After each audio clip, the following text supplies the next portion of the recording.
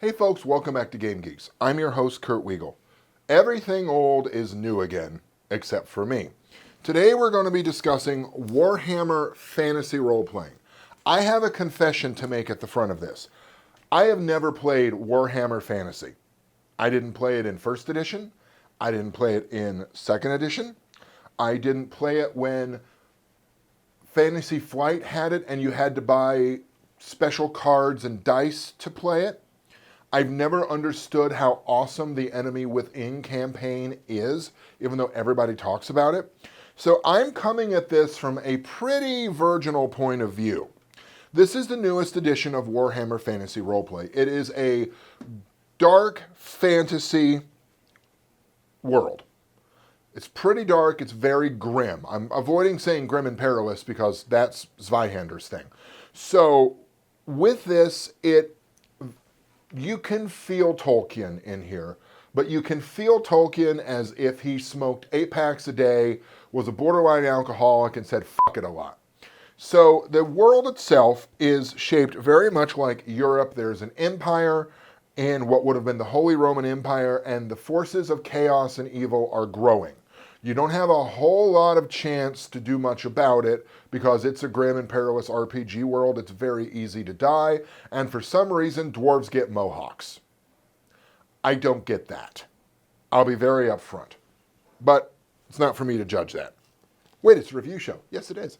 So the nominal setting here is the Reichwald, which is somewhere inside the Empire itself. This is a percentile game, where your skills and your abilities are based on percentile dice. They've got a kind of an odd leveling up effect because at some levels you increase what's gray, silver, and bronze, and it's just a little weird, I'll be honest with you. But for those of you who've been around a minute, yes, you can play a rat catcher, and yes, you can still have a small but vicious dog.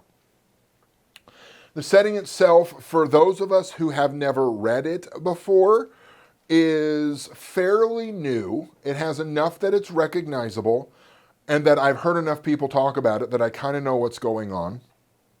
There's enough that's new that you really got to dig into it. And it is not going to be a particularly easy system to teach. So it's almost the sort of game where everyone in your party, every one of your players rather, is going to have a copy of the rulebook. That's just the way it is. There's very deep background here, which I would imagine, because it's been a fairly consistent universe for the past 1,000 years that it's been published. And it's a pretty easy game in which to die. You don't get a lot of health at the beginning. You fall down a lot. So I would imagine getting a character to a higher level is going to be exciting. Unlike sort of D&D where it's kind of hard to die. Now, that's saying I've lost 3 characters in one person's game, so I really shouldn't say that. But it's a really interesting game. Do you need it? If you love Warhammer, absolutely. If you want to see what all the fuss is about, sure. One thing I want to add that I found very impressive about character generation is it rewards you for randomness.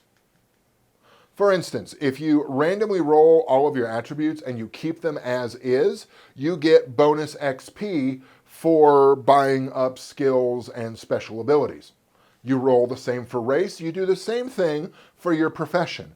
So yes, it is possible that you will have some really janky, weird, how the hell did this happen sort of character, why am I adventuring? But you're gonna have quite a bit of XP in your belt that you can make, with which you can make yourself more useful. I thought that was a very nice touch that more games might want to consider looking into. For Game Geeks, I'm your host, Kurt Wiegel. Good day and good gaming.